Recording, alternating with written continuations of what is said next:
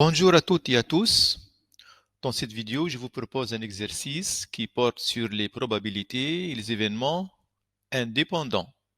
Comme d'habitude, pour progresser, il est préférable que vous fassiez une pause à la vidéo, que vous réfléchissiez très bien aux différentes questions avant de poursuivre. Alors, une urne contient 20 boules numérotées de 1 à 20. On en tire une au hasard et on considère les événements A égale tirage d'un nombre pair, B, tirage d'un multiple de 5. Les événements A et B sont-ils indépendants? Rappelons tout d'abord qu'est-ce que ça veut dire événements indépendants. Soit A et B deux événements de probabilité non nulle. A et B indépendants signifie que la réalisation de l'un des événements ne modifie pas les chances de la réalisation de l'autre. On n'a pas d'impact sur la probabilité de la réalisation de l'autre.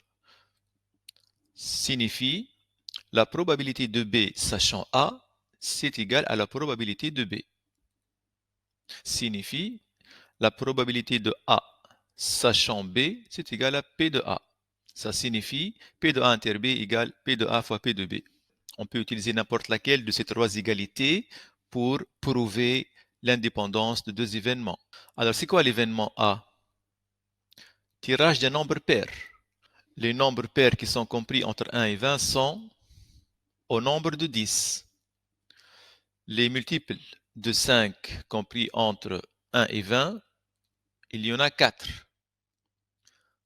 Alors P de A c'est combien? Donc nous sommes dans une situation d'équiprobabilité. On tire au hasard. Donc la probabilité d'un événement c'est le nombre de cas favorables sur le nombre de cas possibles.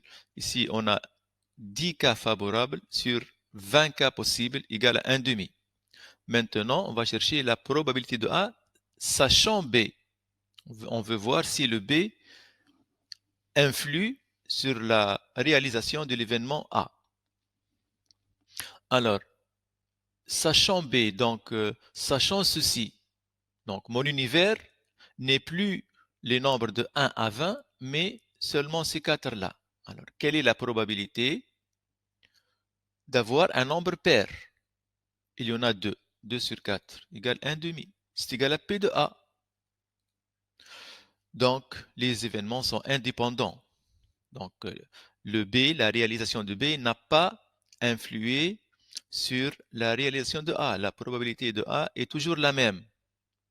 Ou bien, on pourrait aussi déterminer P de B, nombre de cas favorables sur nombre de cas possibles, c'est 4 sur 20, égale 1 cinquième. Maintenant, P de B sachant A. Alors, sachant A, sachant ceci, sachant que cet événement est réalisé, c'est-à-dire on a un nombre pair. Quelle est la probabilité de la réalisation de B, d'un multiple de 5? Donc, combien il y en a de multiples de 5 ici? Il y a 2. Donc, 2 sur 10 égale 1 cinquième égale P de B. Les événements sont indépendants. La probabilité de B sachant A, c'est égal à la probabilité de B. Donc, le A n'a pas d'impact sur la réalisation de B, donc ils sont indépendants. Ou bien, P de A inter B égale, je calcule, c'est quoi A inter B? A inter B, c'est-à-dire pair et multiple de 5. Il n'y a que le 10 et le 20, donc 2 sur 20 égale 1 dixième. Est-il égal à P de A fois P de B? Est-il égal à P de A fois P de B? P de A 1 demi, P de B 1 cinquième, oui. C'est égal à 1 demi fois 1 cinquième égale P de A fois P de B. Les événements sont indépendants. Alors maintenant, la deuxième question. On ajoute à l'urne une boule numérotée 21. Répondre de nouveau à la question 1. Donc notre urne contient 21 boules numérotées de 1 à 21. Les événements A et B sont-ils indépendants? Alors, notre A ne change pas, les nombres pairs sont les mêmes, puisque le 21 n'est pas pair. Les multiples de 5 sont les mêmes aussi, puisque le 21 n'est pas multiple de 5. Donc le A et le B restent invariants. La probabilité de A, nombre de cas favorables sur nombre de cas possibles, égale 10 sur 21 cette fois. Tout à l'heure, c'était 10 sur 20. Et la probabilité de A sachant B, sachant ceci, quelle est la probabilité d'avoir un nombre pair?